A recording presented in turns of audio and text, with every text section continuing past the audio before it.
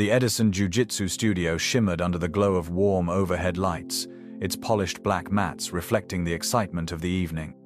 Around the perimeter, a crowd of well-dressed spectators, some in designer suits, others in tailored dresser-shelled crystal glasses, and exchanged polite laughter. The air buzzed with anticipation and privilege. Near the edge of the mat sat Emily Carter, cross-legged, her hands resting lightly on her lap. Her plain white gi bore no patches, no brand logos, just the wear of time and quiet dedication. A white belt, slightly frayed at the ends, wrapped around her waist. Her long chestnut hair hung loose, catching the light with every breath she took. She didn't speak. She didn't fidget. She simply watched, eyes steady, absorbing every movement on the mat with the calm of a seasoned observer. In this place where power and status thrived, silence was often mistaken for weakness. Stay with us till the end of this video to see how Emily's quiet presence changes everything. And if you haven't already, hit that subscribe button and comment below where you're from and what time it is in your part of the world. We'd love to see the community we're building together. Emily Carter had never been one to draw a crowd. By day, she filed reports in the finance department of a tech company nestled in the heart of downtown Seattle. The steady rhythm of numbers and deadlines suited her, a routine that asked for no applause and gave her a quiet kind of peace. Most nights, she'd linger long after the office emptied, her computer screen glowing like a quiet lighthouse in a sea of darkness. Few saw the strength she carried beneath that reserved exterior. 3 years ago, the world had shown her just how fragile safety could be. One night, a shortcut home became a trepan alleyway, a man's rough voice demanding her wallet. Fear had frozen her, and that memory still lived somewhere deep inside her chest, like a bruise that hadn't quite healed. It was after that night that she found the small Jiu Jitsu studio on the edge of town. The place was humble old posters curling at the corners, the smell of sweat and vinyl forever embedded in the mats. But it gave her back something she'd thought she'd lost. It taught her how to breathe again. She never cared about climbing the ranks or collecting medals. She didn't need the adrenaline of a tournament or the high fives after a flashy win. For Emily, Jiu Jitsu was something quieter, a dance of balance, movement, and self-acceptance. Her white belt, its edges frayed from hours on the mat, wasn't a mark of inexperience but a testament to time spent showing up, learning, and learning again. Tonight, no one in the studio knew that. To them, she was just another quiet face in a faded guy. Maybe a girlfriend dragged along, maybe an assistant, someone who didn't belong. Whispers floated in the air like smoke, remarks about her lack of patches or sponsors. Emily let it all slide past her, the way water slides over stone. Her teacher's voice still lived in her head. Don't carry their expectations, let them carry themselves. She drew a slow, steady breath, watching as the black belt instructors moved through their warm-ups under the studio lights. The crowd gave polite approval to every sharp takedown, every crisp demonstration. Emily rested her hands lightly on her knees, her gaze steady. She wasn't here for applause. She was waiting for the rhythm of the evening to reveal itself. She'd come to watch, not to be part of the performance. But sometimes, the quiet ones have a way of stepping into the spotlight when no one expects it. Coach Blake towered over the other instructors like a star quarterback in a locker room of rookies.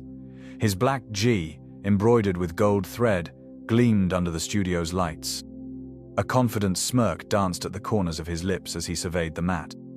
He relished these demo nights, a chance to showcase his dominance to the studio's wealthy donors, eager for a spectacle that made their membership fees feel justified. "Hey, sweetheart," he called, his voice just loud enough to cut through the murmurs. "Could you grab a towel over there?" He gestured to a small puddle of sweat near the edge of the mat, the kind of mess that earned quick points for the studio's cleaning crew. Emily blinked once, unfazed. She didn't move. Blake's grin widened. "Don't be shy. You're here to help, right?" A few guests chuckled, their laughter low and indulgent, like the opening act of a crueler joke. A junior student standing nearby leaned in to his friend, phone in hand, recording. "Guess she's the janitor tonight," he whispered, his voice dripping with mockery. The screen showed a slow pan across Emily's white gi, capturing the simplicity of her attire like a punchline. "Maybe she doesn't speak English," another student offered, his tone thick with sarcasm. Emily remained still, her hands folded neatly in her lap, her gaze steady. She had heard worse. Blake turned to face the crowd, his smile theatrical now. "All right, folks, let's get started. But first," he paused dramatically, his eyes flicking toward Emily. "We need a volunteer for the warm-up demo." A few guests clapped. A woman in designer heels lifted her phone. Another man raised his glass in a mock toast. "Hey, white belt," Blake continued, his voice tinged with amusement. "You look like you're itching to learn something tonight." Emily didn't respond. She simply rose to her feet, smooth and deliberate, brushing a strand of hair behind her ear as she stepped onto the mat. Phones rose in unison, recording. The bright lights overhead cast a harsh glow on her white gi, making her look small against the polished backdrop. Blake bounced on his heels, rolling his shoulders theatrically. "Don't worry," he said, voice dripping with patronizing confidence. "I'll go easy on you." Laughter rippled through the crowd, some polite, some biting. Emily stood her ground, eyes calm, breath steady. She hadn't come for this. But she didn't back down either. Coach Blake cracked his neck with an exaggerated motion, as if to emphasize the challenge that lay ahead. He moved to the center of the mat with a swagger that made the crowd lean forward, eager for a spectacle. His black gi seemed to glow under the studio's overhead lights, embroidered with gold threads that caught every flicker of movement. He raised his hands in a mock heroic pose, his grin stretching wide as he addressed the crowd. "All right, folks," he announced, his voice carrying the confidence of a man used to being in control. "Let's give her a warm welcome. She's about to learn what real Jiu Jitsu feels like." A ripple of laughter moved through the room, punctuated by the clinking of glasses. Phones rose like a digital forest, eager to capture the moment. Emily Carter stepped forward, her white gi soft at the shoulders, the belt worn but tied neatly. Her hands rested loosely at her sides, fingers relaxed. She met Blake's eyes with a steady calm that made a few onlookers shift uncomfortably, though they couldn't quite say why. Blake began to circle her slowly, his feet light on the mat, his posture theatrical. "Don't worry, Emily," he teased. "I promise I won't throw you too hard. We're all friends here." Another laugh, this one a little too loud, carried from the back of the room. Emily remained silent. She didn't adjust her stance or raise her hands in defense. She simply breathed slow, even watching him. Blake feinted a quick step forward, testing her reaction. She didn't flinch. Instead, she shifted her weight subtly, her feet finding balance as if she'd been born on the mat. He raised an eyebrow, amused but slightly puzzled. "She's got some composure," he said, addressing the crowd with a wink. "Let's see how long that lasts." He moved closer, his steps calculated. His hand shot out, grabbing the sleeve of her gi. With a practiced motion, he attempted a simple drag, expecting her to resist, to give him something to work with. But Emily didn't resist. She flowed with the motion, her body turning smoothly, allowing his pull to meet empty space. Blake stumbled half a step before regaining his balance. A flicker of confusion crossed his face. He reset quickly, masking the moment with a practiced grin. All right, he said with a chuckle. "She's slippery. Let's give the people a show." Phones hovered, recording every second. The crowd leaned in, anticipation buzzing in the air. Blake reset his stance, this time reaching for her collar with a sharper grip, his movements more deliberate. He pulled again, harder. Emily moved with the force, never resisting, always present but never opposing. He stumbled forward again, frustration beginning to edge his movements. A hush settled over the crowd, the laughter fading into a tension that hummed just beneath the surface. Emily stood in the center of the mat, her breath calm, her gaze unwavering.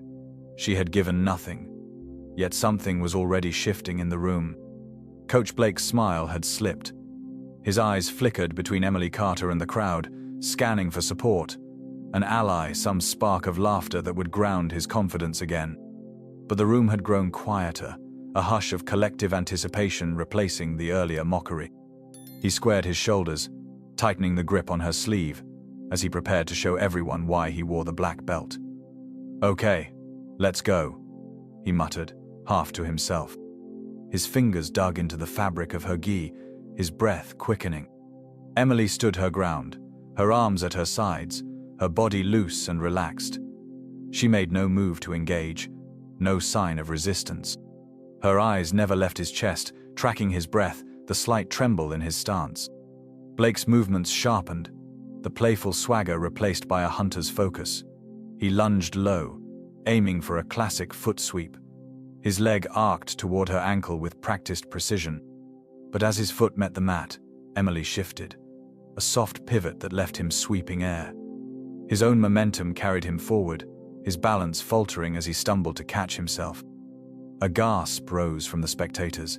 A phone beeped, recording every second. Blake turned back to her, frustration flaring in his eyes. He reset quickly, rolling his neck as if to shake off the embarrassment. "Not bad," he said, though the words lacked conviction. This time he closed the distance with a sharper grip, seizing her lapel and pulling hard. He trained for this, drilled the takedown 1,000 times. His foot hooked behind her knee, his hips pressed forward, textbook technique, unstoppable. And yet Emily wasn't there.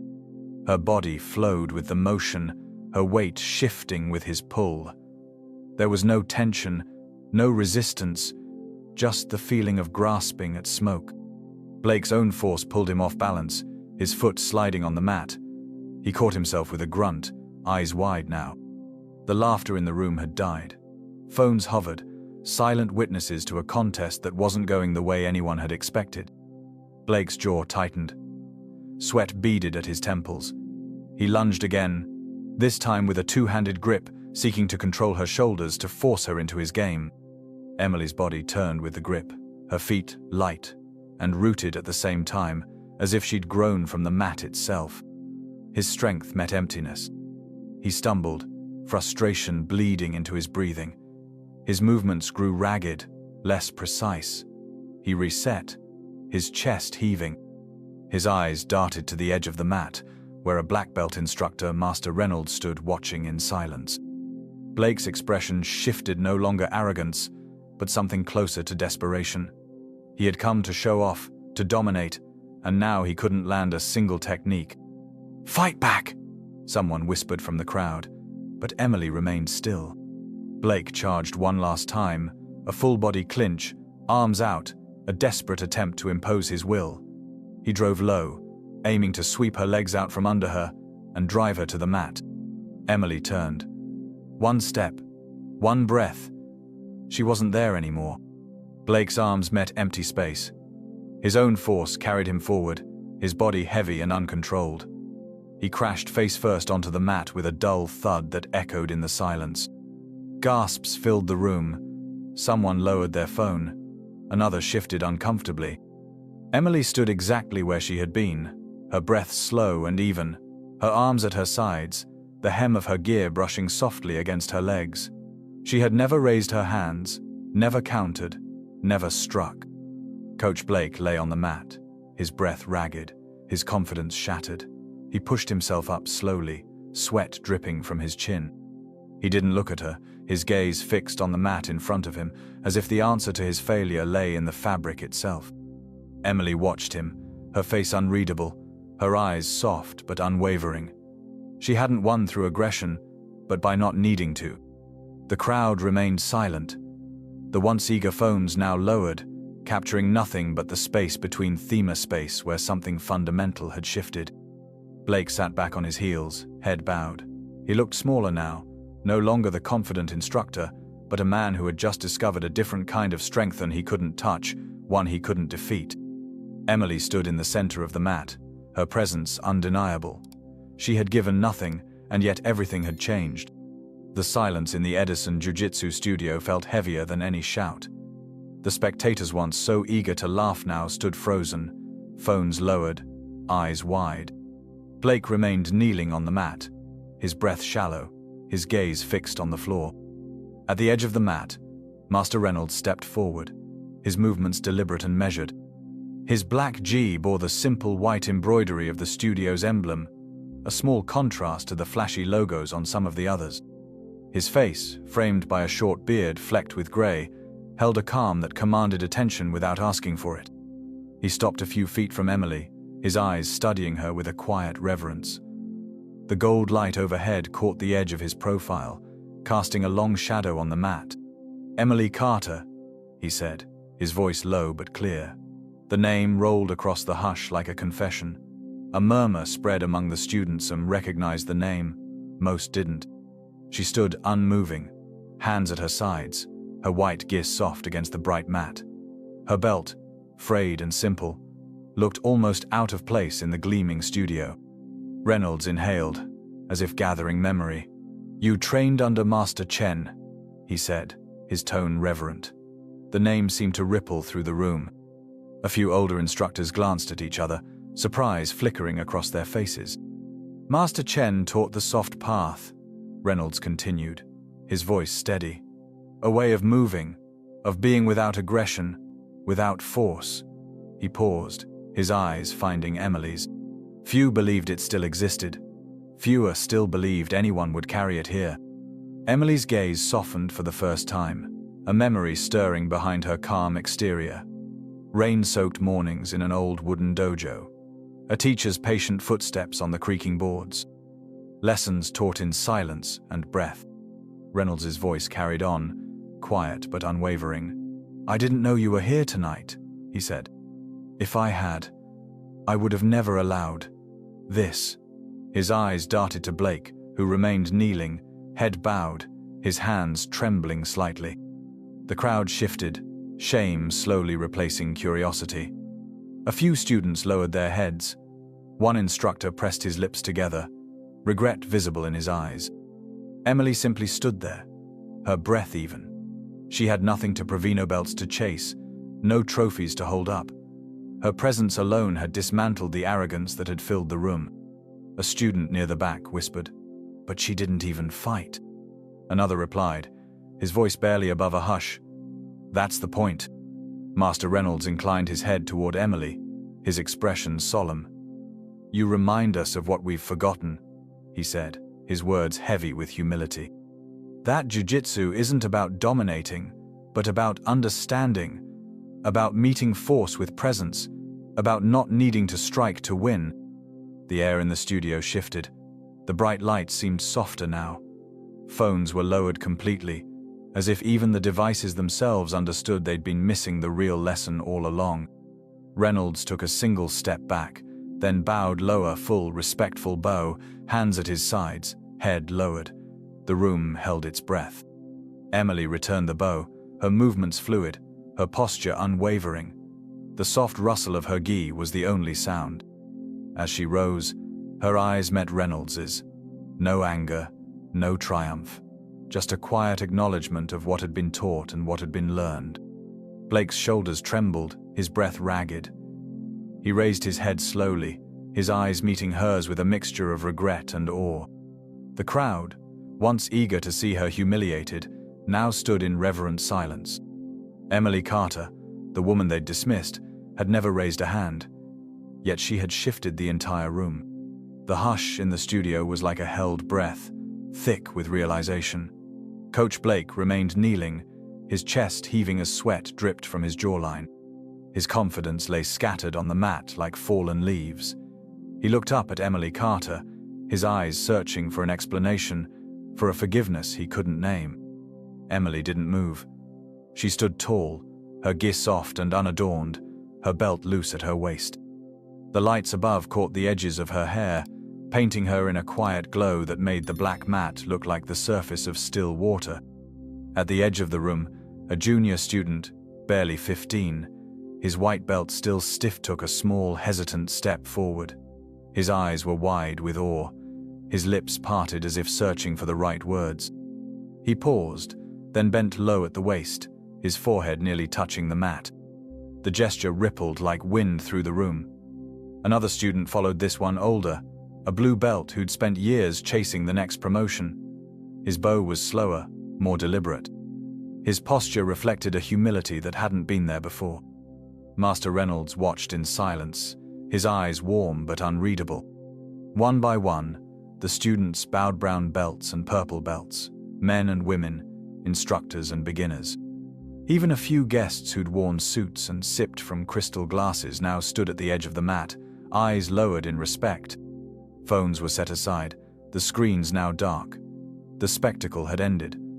What remained was something quieter and more enduring, a recognition of a strength they hadn't understood until tonight. Coach Blake stayed kneeling, his hands resting on his thighs. His breath was ragged, but he didn't look away. Slowly, he placed his palms on the mat, bowing deeper than before.